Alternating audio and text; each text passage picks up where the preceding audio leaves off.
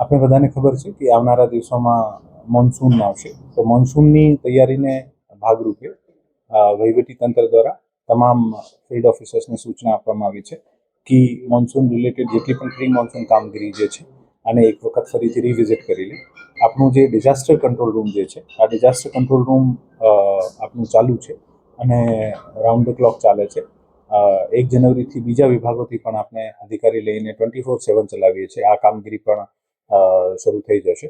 સાથે સાથે ડિઝાસ્ટરના જેટલા પણ ઇક્વિપમેન્ટ છે, જે પણ અગાઉમાં સરકાર દ્વારા આપવામાં આવ્યા હોય અથવા આપણે અહીંયા જિલ્લા તંત્ર તરફથી વિકસિત કરવામાં આવ્યા હોય, આ તમામને અદ્યતન કરવા, આનું રિપેરિંગ કરવા અને આના સારી પરિસ્થિતિમાં લાવવા માટે સૂચના આપવામાં આવે છે.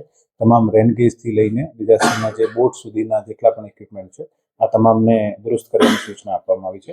અને સાથે સાથે ફિલ્ડમાં તમામ જે પણ જોખમી બિલ્ડિંગ્સ જે છે અથવા જોખમી વૃક્ષો જે છે, આનું ધ્યાન રાખીને જંગલ કટિંગથી લઈને નોટિસ વગેરે આપવાના, ઇવેક્શન કરાવવાના, આ તમામ સૂચનાઓ જે છે આપવામાં આવી છે. અને હું અપેક્ષા રાખું છું કે તંત્ર દ્વારા આવનારા મોન્સૂનમાં આ તમામ તકેદારીના ભાગરૂપે કોઈ પણ બનાવ ના બને અને કોઈ પણ સંજોગોમાં બનાવ બને તો આ બનાવને ઝડપથી પહોંચીને હાથોહાથ જે છે અને જે છે આનો અહેવાલ આવે અને આના જે પણ કમ્પન્સેશન અથવા સહાય હોય, અમે પ્રયત્ન કરીશું કે વિધિન 24 અવર્સ જે છે આ સહાય બધાને ચૂકવી શકીએ. બિલ્ડિંગો જોખમી દરેક જગ્યાએ પોતપોતાની રીતે એક્સરસાઇઝ કરતી હોય છે. કોર્પોરેશન્સની પોતાની યાદી હોય છે, દરેક નગરપાલિકાની યાદી હોય છે અને જોખમી દર વર્ષે ચેન્જ થતી હોય છે. એક ડાયનામિક ફિગર હોય છે, જેથી એક આંકડો આપણા પાસે ચોક્કસ જે છે આ એવરીડે દુરુસ્ત થતો હોય છે. પણ સૂચના છે કે જેટલી પણ જોખમી બિલ્ડિંગ છે આપ તમામને આપ આઈડેન્ટિફાઈ કરીને અને નોટિસ આપો. જોખમીમાં પણ ઘણા બધા પ્રકાર હોય છે. એક બિલ્ડિંગ જે ઇનહેબિટેબલ હોય, જ્યાં કોઈ રહી નહીં શકે, ત્યાંથી માણસોને બહાર લાવવાના, ખાલી કરાવવાના હોય. અને જ્યાં દુરુસ્ત થઈ શકે છે અથવા જ્યાં ઠીક થઈ શકે છે અને રિપેરિંગ માટે પણ આપણે ઇન્ટિમેશન કરતા હોઈએ છીએ. વૈશ્વિક પરિસ્થિતિ જે રીતે ઉદ્ભવે છે એવી રીતે લઈને એનર્જી બચાવવા માટે કરકસર પગલાં લેવા માટે જે સૂચના પ્રાપ્ત થયા છે, આ સૂચનાના ભાગના અનુરૂપમાં જિલ્લા વહીવટીતંત્ર દ્વારા તમામ ફિલ્ડ ઓફિસર્સને સૂચના આપવામાં આવી છે. ફિલ્ડમાં જે છે આપણે ઇંધણની બચત થાય, એનર્જી સેવિંગ ઉપર ખાસ પગલાં લેવામાં આવે. સાથે સાથે એવું પણ સૂચના આપવામાં આવી છે કે આજની જે આરઓ મિટિંગ છે, જે કલેક્ટર કચેરી ખાતે છે, ત્યાં પ્રથમ વખત આપણે બધાને ડિજિટલી જોઈન કર્યા છે. નોર્મલી આપણી પ્રથા છે કે આપણે ફિઝિકલી તમામને બોલાવતા હોઈએ છીએ. લેકિન આ કરકસર પગલાંની ભાગરૂપમાં આજે આરઓ મિટિંગમાં તમામ ફિલ્ડ ઓફિસર્સને ઓનલાઈન હાજર રહેવાની સૂચના આપવામાં આવી છે, જેથી આપણે ઇંધણની બચત થઈ શકે. અને સાથે સાથે આવનારા દિવસોમાં પણ જે પણ મિટિંગ્સ તમામ બીજા વિભાગો દ્વારા લેવાની હોય, મહદઅંશે પ્રયત્ન કરે કે જ્યાં જરૂરી નહીં હોય ત્યાં તમામ વિભાગ જે છે પોતપોતાની મિટિંગ્સ જે છે આ ઓનલાઈન લે, એવી સૂચના અને નિર્દેશ પણ આપવામાં આવ્યા છે. ડિજિટલ સેન્સસ 2027માં હાઉસ લેવલ ઇન્યુમરેશનની જે સેલ્ફ ઇન્યુમરેશનની કામગીરી છે, આમાં રાજકોટ જિલ્લામાં અત્યાર સુધીમાં ગઈકાલે સાંજ સુધીમાં 10,021 જે હાઉસ હોલ્ડ છે આનું ઇન્યુમરેશન કરવામાં આવ્યું છે. અને આખા રાજ્યમાં રાજકોટ જે છે આ સેકન્ડ સ્તર ઉપર આજે આપણા અમદાવાદ પછી સૌથી હાઈએસ્ટ જે સેલ્ફ ઇન્યુમરેશન છે. આ તમામ મીડિયાના મિત્રોનો પણ ખૂબ ખૂબ આભાર કે આપ લોકોએ આ માહિતીને દરેક ઘર સુધી પહોંચાડવાનું પ્રયત્ન કર્યું છે, જેથી રાષ્ટ્ર નિર્માણની આ કામગીરી છે આમાં આપણે ખૂબ સારી રીતે કામગીરી કરી રહ્યા છે. મારી અપીલ તમામ રાજકોટના નગરજનોને છે કે વધુમાં વધુ se.census.gov.in પોર્ટલ ઉપર જઈને પોતાનું સેલ્ફ ઇન્યુમરેશન કરે અને એક 16 ડિજિટની જે એચથી શરૂ થતી આઈડી છે, આઈડી સાચવીને રાખે. જ્યારે પણ આપણા ઘરે ઇન્યુમરેટર્સ આવશે, ગણતરીદારક આવશે, ત્યારે આ લોકોને બતાવવાની રહેશે, જેથી આ લોકો આ કામગીરીને ઝડપથી પૂર્ણ કરી શકે. આપણા જિલ્લામાં ટોટલ જે છે આ 361 પેટ્રોલ પંપ્સ જે છે આ કાર્યરત છે.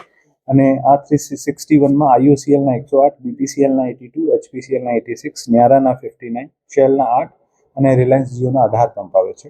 આ તમામ ઓઇલ માર્કેટિંગ કંપની સાથે સતત વહીવટીતંત્ર સંકલનમાં છે અને અમે પ્રયત્ન કરીએ છીએ કે દરેક જગ્યાએ પૂરતો જથ્થો અવેલેબલ રહે. આજની તારીખમાં પેટ્રોલનો જે આપણો સ્ટોક છે આ 46% પેટ્રોલનો સ્ટોક અવેલેબલ છે અને ડીઝલનો 33% સ્ટોક્સ અવેલેબલ છે.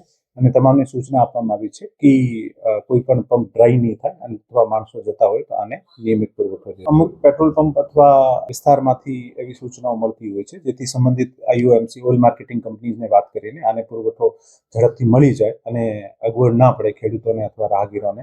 મોટા કમર્શિયલ ટ્રક્સ વગેરે નાના વ્હીકલ્સને પણ આને માટે સૂચના આપે. આજની તારીખમાં મારા આંકડા પ્રમાણે તમામમાં ડીઝલનો જથ્થો રિઝર્વ સ્ટોક જે છે આ ઉપલબ્ધ છે. લેકિન અમુક આજને આપ બધાએ જાણીએ છીએ કે અગાઉમાં પણ આપણે અહીંયા એક ક્રાઇસિસની સ્થિતિ થઈ હતી, જ્યારે એક પેનિક બાઇંગના કેસના કારણે ઘણી બધી લાઈનો લાગી હતી.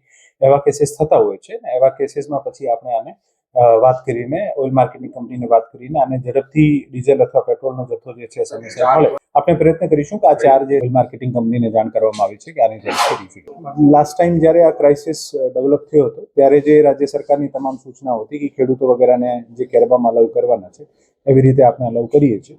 ભવિષ્યમાં જે પણ નવી સૂચનાઓ છે આનું અનુરૂપ પાલન કરવાનું.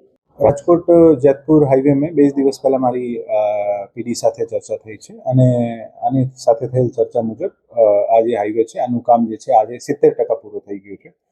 સતત ministry off road transport, national highway અને સ્ટેટનો આરએનબી ડિપાર્ટમેન્ટ અને જિલ્લા વહીવટી તંત્ર કોન્સ્ટન્ટલી હાઈવેની એજન્સી સાથે સંપર્કમાં છે. અમે પ્રયત્ન કરીએ છીએ કે મોન્સૂન પહેલાં વધારાના જે 2-3 બ્રિજ છે આ પણ ચાલુ થાય અને જે છે કે કામમાં ઝડપ આવે. છેલ્લા 6-8 મહિનામાં આ કામમાં ખૂબ સારી ઝડપ આવી છે અને આના કારણે જ હું કહી શકું કે લગભગ 32% વર્ક જે છે આ છેલ્લા 8-10 મહિનામાં થયું છે. જ્યારે મેં જોઈન કર્યું હતું ત્યારે આ 39% હતું, અત્યારે આપણે 70% સુધી પહોંચી ગયા. 36% હતો ત્યારે 70% સુધી પહોંચી ગયા છે અને અમે પ્રયત્ન કરીએ છીએ કે મોન્સૂન પહેલાં જે 2-3 રિમેનિંગ બ્રિજ છે આ ચાલુ થઈ જાય, જેથી ઓછામાં ઓછા ડાયવર્ઝન હોય અને જે એક રાજકોટ સિટીથી નીકળતા જે 1-2 બ્રિજ છે આ આમ પણ હાઈરેજ બ્રિજ છે ને ત્યાં ટ્રાફિકનો એટલો પ્રશ્ન નથી. મૂળ ઈચ્છા છે કે કોઈ પણ ટ્રાફિકના પ્રશ્નો જે હોય આને સોલ્વ કરવામાં આવે. અગાઉમાં પણ જ્યારે આ પરિસ્થિતિ થતી હતી ત્યારે માર્શલ્સ અને ક્રેન્સ વગેરે રખાવીને આપણે રાઉન્ડ ધ ક્લોક પોલીસ ટ્રાફિકની ડિપ્લોયમેન્ટ કરીને આ બધી કામગીરી કરતા હતા. પ્રયત્ન કરીશું કે ઓછામાં ઓછી અવગત થાય ને કામ કરે.